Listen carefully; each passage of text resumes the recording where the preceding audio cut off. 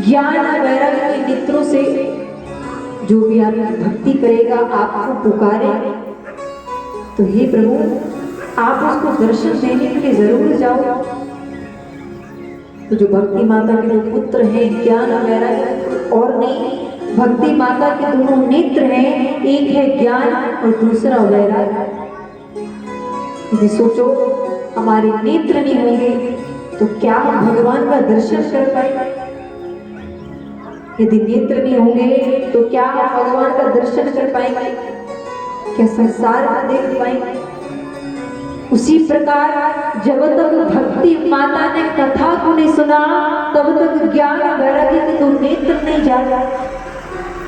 और जब लगन लगा करके, मन लगा करके कथा को सुनने लगे, कष्ट की निवृत्ति हुई, ज्ञान वैराग्य के दो नेत्र खुले, बुढ़ापा दूर हुआ। जब सच्ची भक्ति की तो स्वयं भगवान वरदान देने पहुंचे। कुलदेवी मैं वरदान देता हूं कि जो भी भक्त मेरे द्वारा आपकी सच्ची भक्ति करे और ना केवल भक्ति, ज्ञान वैराग्य के नेत्रों से मुझे पुकारेगा, मेरे दर्शन करेगा, उसको दर्शन देने के लिए जरूर जाओ। अब वरदान दिया, भगवान वापस लौटे और सदैव के लिए भक्ति माता वृंदावन में ज्ञान वैराग्य के साथ में निवास करने गई। वृंदावन धाम स्वयं भक्ति माता का निवास है। तो जब भी आप वृंदावन जाएंगे तो वहां पर आपको भक्ति के अलावा कुछ भी प्राप्त नहीं होगा। छोटे से बालक से लगा बुजुर्ग तक वहां पर उनकी वाणी पर केवल राधे राधे राधे नाम का उच्चारण रहता है। 24 घंटे भगवान के नाम का भजन करते हैं, 24 घंटे प्रभु के नाम का नाम भज रहे हैं। और कहते हैं कि जो कृष्ण नाम लेते हैं उनकी रक्षा करने के लिए साक्षात राधा रानी रहते हैं। और वो राधा नाम जपते हैं, उनके रखवाले साक्षात परम परमात्मा ठाकुर जी परमात्मा के निकट रहते हैं। तो वृंदावन में कहते हैं ना कि भगवान हर रोज रास करने पहुंचते हैं। तो एक बार वृंदावन में जब ठाकुर जी रास कर रहे थे तो रास करते करते जब राधा रानी देर में पहुंचे तो हाथों में दाल चावल लगा हुआ था। तो भगवान पूछने लगे, राधा रास में आने कितनी जल्दी थी कि तुम हाथों में दाल चावल पाते पाते दौड़ी चली आई? यदि तुम भोजन पाई नहीं थी तो थोड़ी देर में आ जाती, पर इतनी जल्दी थी कि तुम भोजन पाते पाते रास में दौड़ी चली आई। राधा रानी बोली, कन्हैया मैं भोजन पाते पाते नहीं आई। अरे जो वृंदावन में तुम्हारे नाम के आश्रित है, जो तुम्हारे नाम के भरोसे रह रहे हैं, मैं स्वयं को भोजन पवाते पवाते आई। मैं उनको जो तुम्हारे नाम के आश्रित हैं, जो तुम्हारे नाम के भरोसे रह रहे हैं, मैं उनको भोजन पवाते पवाते आई। तो जो कृष्ण नाम लेते हैं उनकी रखवाली करने के लिए साक्षात राधा रानी, जो राधे नाम का उच्चारण करते हैं उनके रखवाले साक्षात ठाकुर रहते हैं। तो वृंदावन में आप जाएंगे तो वहां पर आपको भक्ति के अलावा और कुछ भी प्राप्त नहीं हो। पर कहते ना कि भगवान को देखने के लिए, दुनिया को देखने के लिए कोई एक नजरिए का उपयोग नहीं करते। हम मंदिर में जा रहे हैं, भगवान को देख रहे हैं तो नजरिया अलग है, हमें मंदिर में भक्ति प्राप्त हो रही है।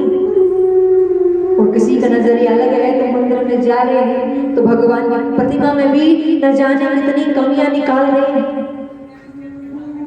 मंदिर में बैठा वो भक्त यदि सच्चे मन से भगवान के लिए रुदन करता है तो इस संसार के व्यक्ति उसको पागल कहते हैं। आए बड़े भक्ति करने वाले, आए बड़े भगवान का नाम जप करने वाले। और जो भगवान के भक्त होते हैं, जो भगवान के रोते हैं, भगवान की नजर कर रहे हैं, उनको ये दुनिया में पागल नजर आती है कि देखो तो मनुष्य योनि प्राप्त हुई है, ये योनि भी अपनी बर्बाद कर रही है। यदि हृदय में भक्ति नहीं है, भगवान के प्रति प्रेम नहीं है और सच्ची भक्ति नहीं है, तो मंदिर में बैठे भगवान भी एक पत्थर की मूर्ति के समान होते हैं। कहते ना कि हृदय में प्रेम नहीं है, हृदय में भक्ति नहीं। जब भक्ति नहीं होगी, प्रेम नहीं होगा, तो भगवान को क्या नजर आएगा? जिनको प्रेम है, सच्ची भक्ति है, उसको कण कण में भी परमात्मा का वास नजर आता है। भक्ति नहीं तो मंदिर में बैठे भगवान पत्थर की मूर्ति के समान। और प्रेम है, सच्ची भक्ति है, तो कण कण में परमात्मा का निवास रहता है, कण कण में परमात्मा का वास रहता है।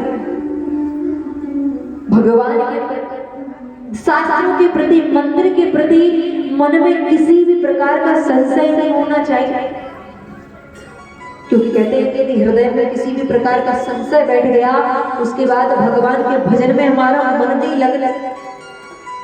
जैसे कथा सुन रहे हो और मन में किसी भी प्रकार की शंका चल रही हो कि कथा को सुनने से क्या होगा, कथा को सुनने से फल कब प्राप्त होगा, तो हृदय में संशय बैठ गया, उसके बाद कथा में न भजन में हमारा मन नहीं लगता।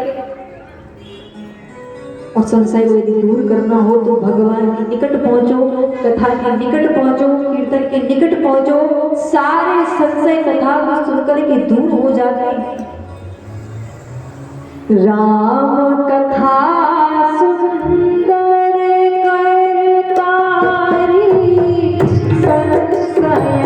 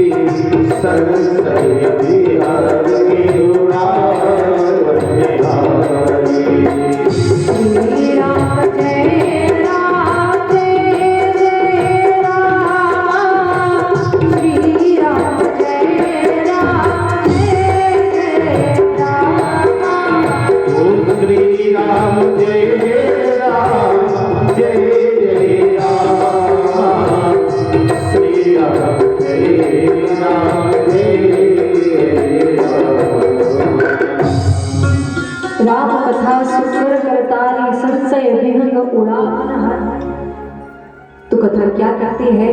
जीवन में जितने भी संशय लेकर बैठ जाओ, जितनी भी बातों को लेकर बैठ जाओ, यदि कथा सुनना प्रारंभ कर दोगे, मन लगाना प्रारंभ कर दोगे, तो सारे संशय जीवन के अपने आप दूर हो जाएंगे।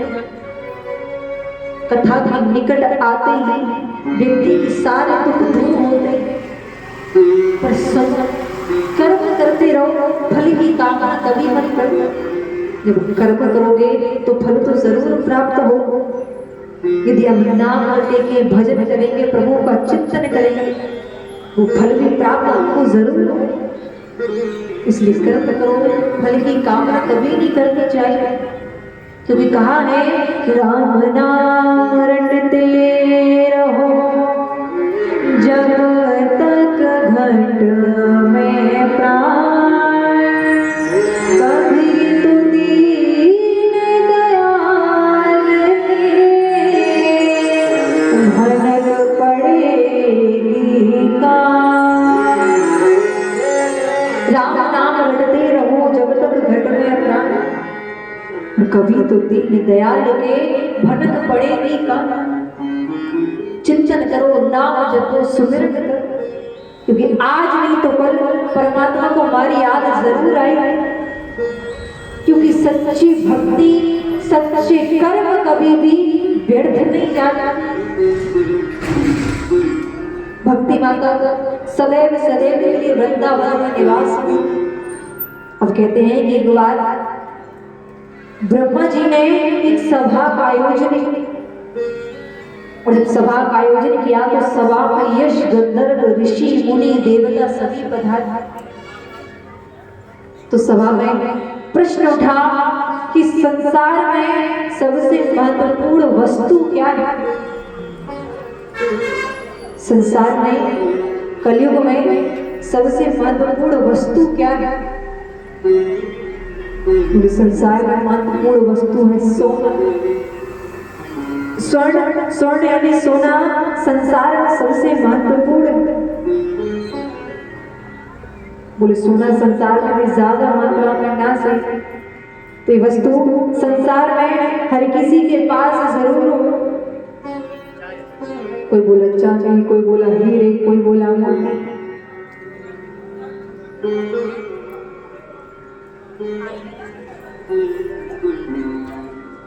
तो ये वस्तु यदि ज्यादा मात्रा में ना सही तो कम मात्रा में ये वस्तु किसी न किसी के पास जरूर हो। तो देवताओं से पूछा, आप ही बताइए कि संसार में महत्वपूर्ण वस्तु क्या है? बोले संसार में यदि महत्वपूर्ण वस्तु कुछ है तो वो है प्रेम, निस्वार्थ प्रेम। निस्वार्थ प्रेम जो संसार में हर किसी के पास प्राप्त नहीं हो। यदि भाई भाई में प्रेम होगा तो वहां पर भी स्वार्थ हो। रिश्तेदारों से यदि प्रेम होगा तो उस प्रेम में भी कहीं ना कहीं स्वार्थ हो। तो इस संसार में कहीं पर भी निस्वार्थ प्रेम प्राप्त नहीं होगा। बोले हो ना हो, ब्रह्मा ब्रह्माणी के पास जरूर हो। तो ऋषिगण बोले वहां पर भी नहीं, क्योंकि ब्रह्मा जी का पूरा समय तो सृष्टि की रचना की निकल जाता है, तो वहां पर भी प्रेम नहीं। हो ना हो, विष्णु भगवान और माता लक्ष्मी के पास जरूर हो। ऋषिगण बोले वहां पर भी नहीं, क्योंकि यदि प्रेम होता तो गजेंद्र ने अर्धरात्रि में भगवान की पुकार गरुड़ को छोड़ करके गजेंद्र के प्राणों की रक्षा के लिए दौड़ पड़े। प्रेम होता तो माता को साथ लेकर जाता। बोले हो न हो, भोले बाबा और माता पार्वती के पास जरूर हो, क्योंकि एक तो बोल के वहां पर विराज और ज्यादा से ज्यादा समय भोले बाबा कैलाश पर्वत पर ही व्यतीत कर।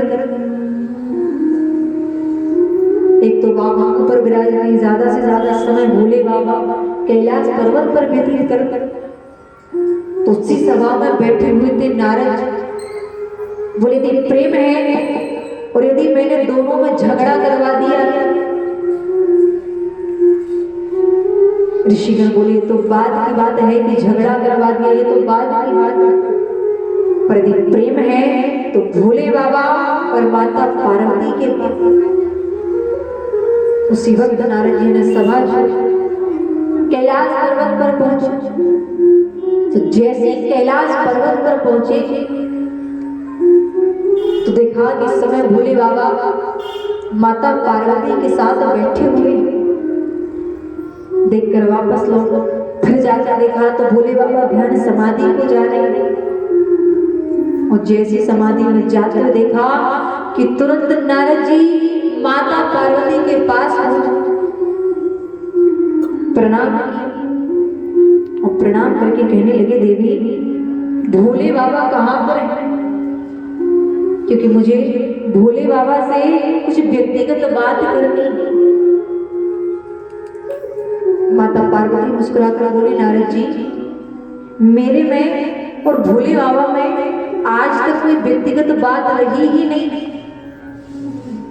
यहाँ तक कि गुरु मंत्र कभी किसी को बताया नहीं जाता, तो वो गुरु मंत्र भी आकर के भोले बाबा ने मुझे बताया।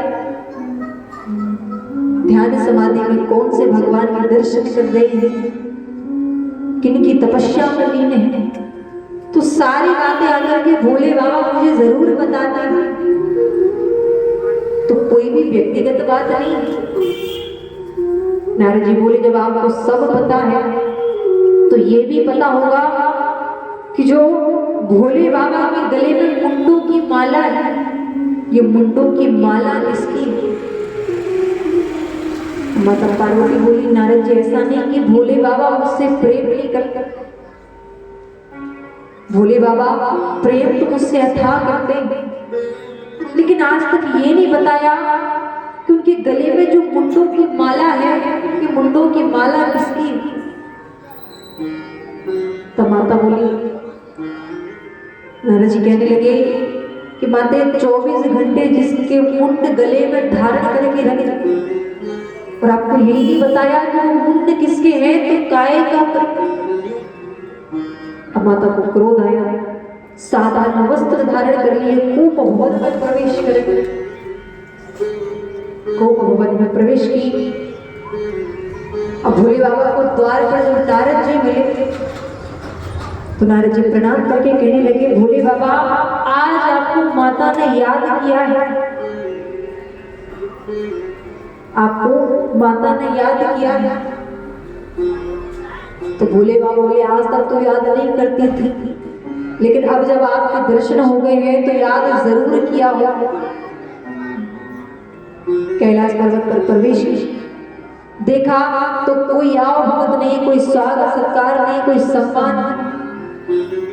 और माता कूप भवन में है, यहाँ से वहां घूम रही है क्रोध के।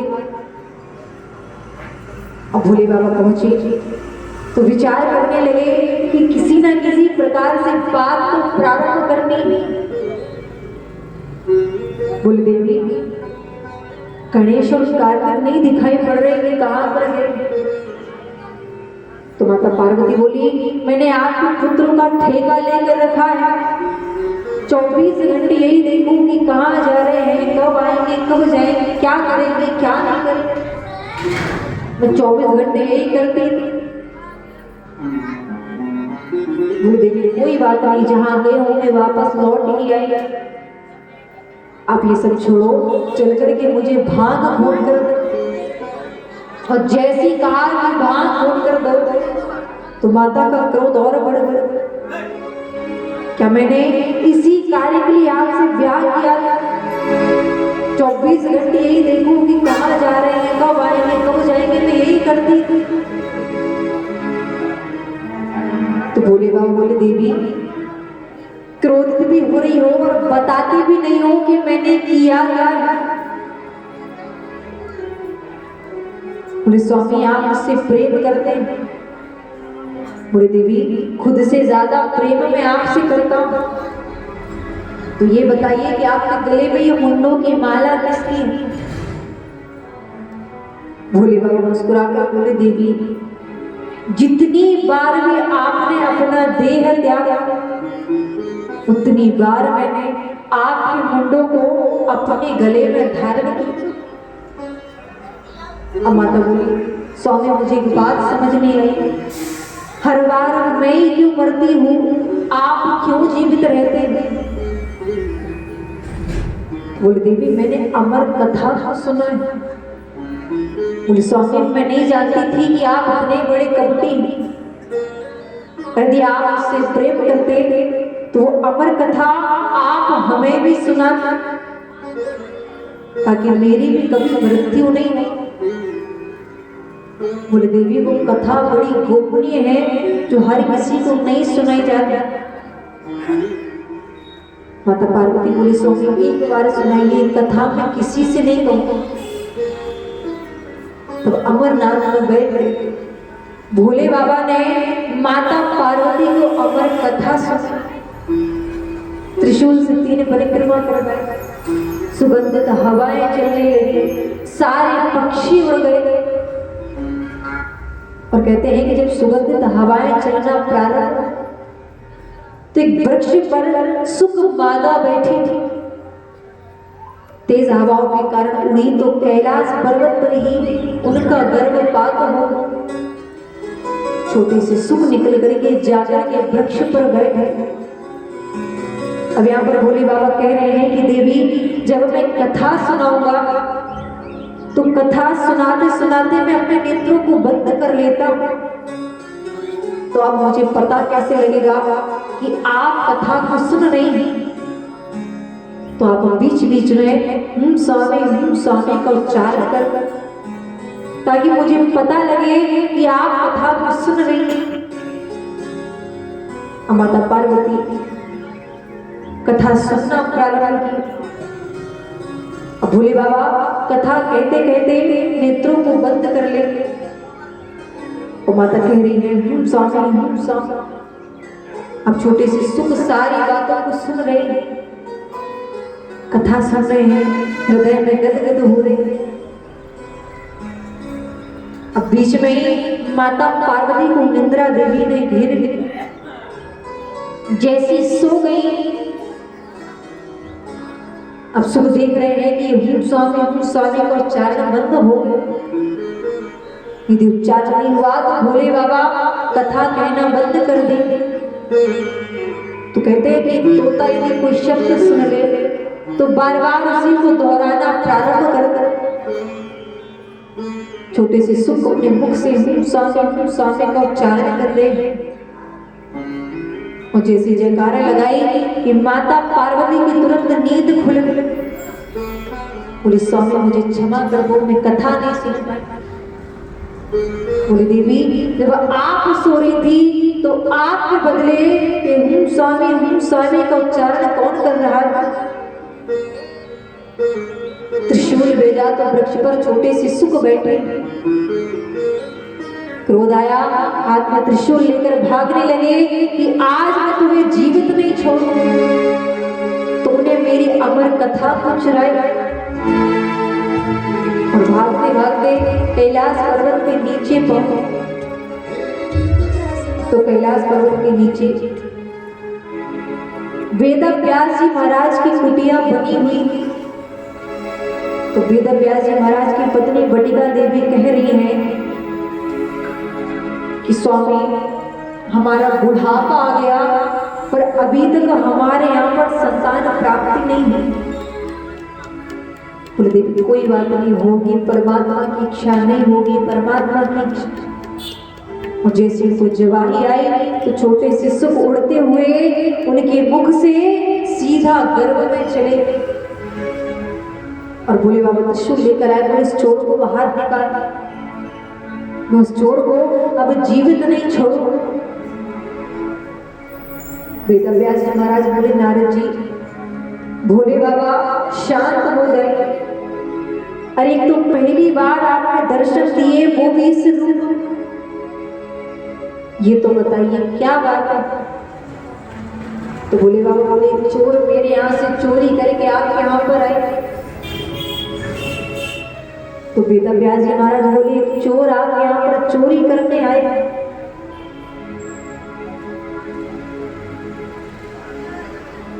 व्यास जी महाराज बोले भला आप यहाँ पर है ही क्या वो चोर आप यहाँ पर चोरी करने जाए? कैलाश पर्वत पर भांग धतूरे से ज्यादा कुछ प्राप्त नहीं हो। तो प्रभु आप तो बिन मांगी भक्तों को सब कुछ दे देते, तो वो चोर आप यहाँ पर चोरी करने क्यों जाए? तो भोले बाबा बोले उसने मेरी अमर कथा को चुराया, इसलिए उसको जीवित नहीं छोड़ो। और जैसे कहा कि मेरी अमर कथा को चुराए, तो व्यास जी महाराज मुस्कुराने लगे। कहे व्यास जी बोले स्वामी लीजो तनिक विचार। कहे व्यास जी बोले स्वामी लीजो तनिक विचार। और कैसे सुनता तोता जो वो होता ना अधिकारी। अगर वो आपकी कथा का अधिकारी नहीं होता तो हे प्रभु वो आपकी कथा को कैसे सुन ले? भोले बाबा बोले मैं उसको मार नहीं सकता तो क्या, उसको बंदी तो बना सकता हूं। आज से ठीक मैं 1 वर्ष की समाधि लगाकर बैठ गया, और ठीक 1 वर्ष बाद उसको आकर के यहाँ से ले जाओ। आप छोटे से सुखदेव सारी बातों को सुन रहे हैं। गर्भ में बैठकर बोले भोले बाबा इतनी कंजूस, समाधि लगाई हुई तो 1 वर्ष मैं गर्भ में बैठ 12 वर्षों की समाधि लगा, और गर्भ में सुखदेव जी महाराज ने 12 वर्षों तक भगवान का भजन किया। अब 1 वर्ष पूर्ण हुआ। भोले बाबा आए, बोले उस चोर को बाहर निकालो और उसको साथ लेकर जाओ। व्यास जी महाराज बोले उसका बाहर आना तो दूर की बात है, उसका तो अभी तक आकार भी नहीं बढ़ा। क्षमा किया, वापस लौटो। अब जिस गर्भ की दुनिया बुराई करती है उसी गर्भ को स्वर्ग में ना करके सुखदेव जी महाराज ने 12 वर्षों तक भगवान का भजन किया। 12 वर्ष पूर्ण होने को आए, जब बटिका देवी को श्वास लेने में तकलीफ होने लगी तो व्यास जी महाराज सुखदेव से कह रहे हैं कि बेटा तुम अब बाहर आओ, तुम्हारी माता को श्वास लेने में तकलीफ होती। बोले पिताजी मैं बाहर नहीं आऊंगा, क्योंकि यदि मैं बाहर आया तो विष्णु की माया मुझे पकड़ लेगी। यदि विष्णु की माया ने मुझे पकड़ लिया इस बार फिर मैं भगवान का भजन नहीं कर पाऊंगा। आपने देखा होगा छोटा सा बालक जब संसार में आता है तो उसको यदि आप भगवान का नाम लेना सिखाओ तो पल भर में सीख जाता है। जय जय करना सिखाओ, जय श्री राम करना सिखाओ, राधे श्याम करना सिखाओ तो पल भर में सीख जाता है। और जैसे बड़े हुए संसार को देखा, संसार की माया को देखा कि तुरंत भगवान को भूल जाते हैं। तो शिवदेव बोले मैं संसार में नहीं आऊंगा, विष्णु की माया मुझे पकड़ ले। और 12 वर्षों बाद श्री सुखदेव जी महाराज का जन्म हुआ। बोलो सुखदेव मुनि महाराज की, कृष्ण कन्हैया लाल की।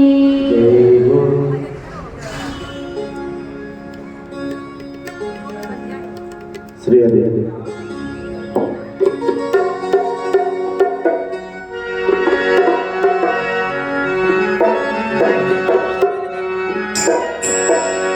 हरि की कथा सुनाने वाले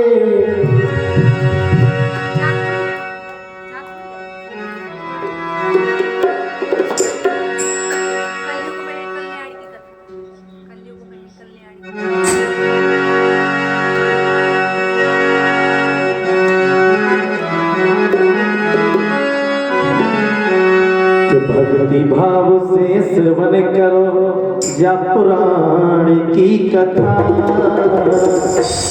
भक्ति भाव से श्रवण करो कल्याण की कथा। और या पुराण की कथा कृष्ण भगवान की कथा। या पुराण की कथा कृष्ण भगवान की कथा। भाव से श्रवण करो कल्याण की कथा। भाव से श्रवण करो भगवान की कथा। या पुराण की कथा कृष्ण भगवान की कथा। या पुराण की कथा कृष्ण भगवान की कथा।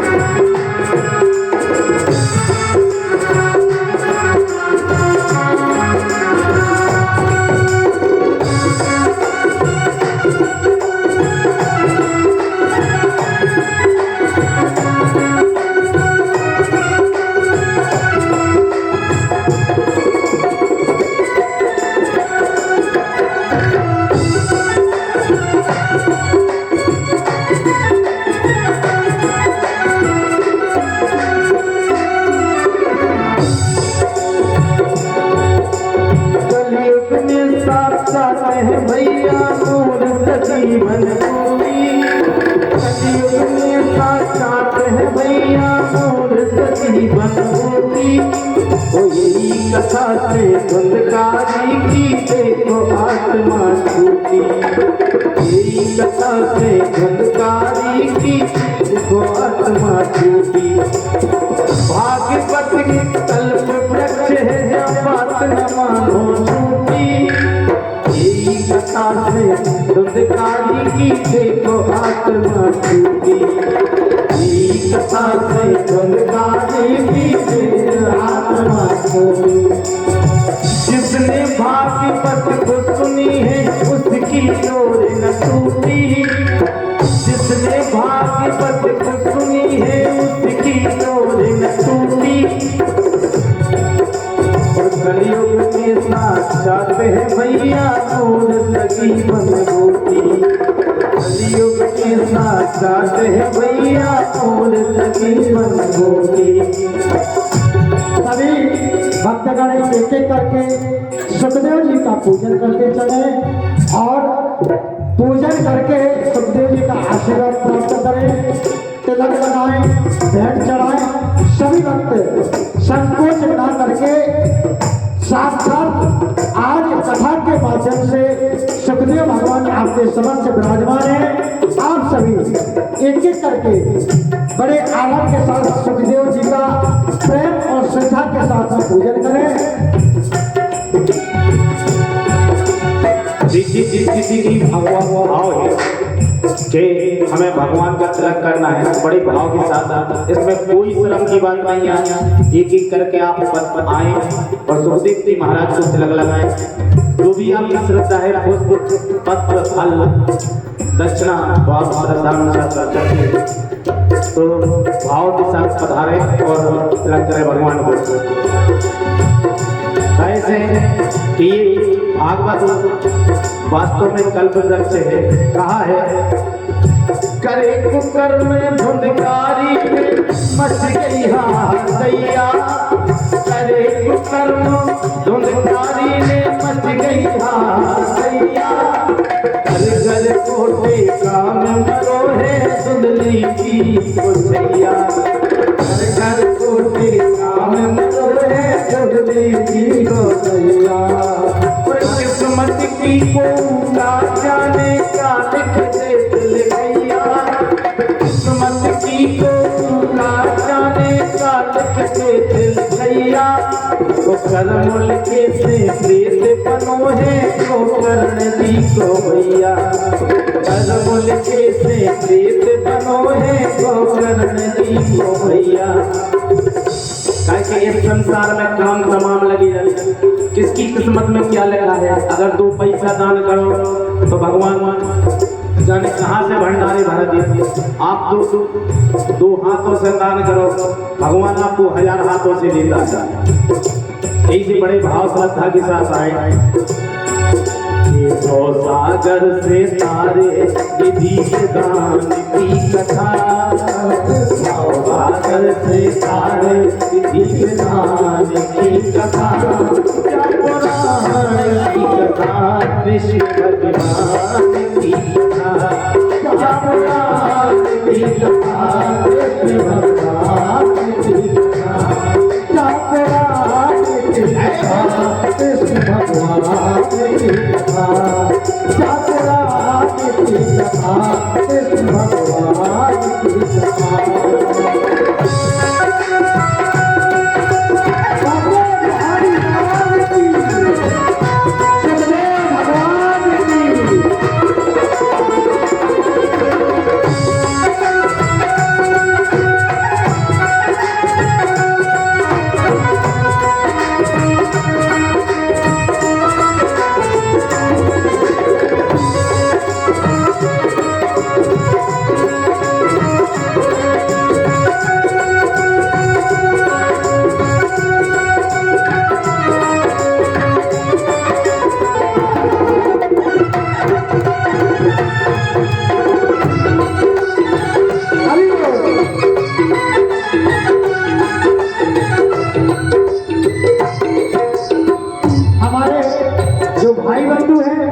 वो भी आए सुखदेव जी का पूजन करें, दर्शन करें, प्रणाम करें। भाई बंधु सभी लोग ये अवसर जो ठाकुर जी ने आपको दिया है ये कल नहीं मिलेगा, जो आज है वो कल नहीं मिलेगा। इसीलिए इस अवसर को व्यर्थ न गवाएं और आए सुखदेव जी का पूजन करें, दर्शन करें। हरि बोल। चपुरान की कथा कृष्ण भगवान की।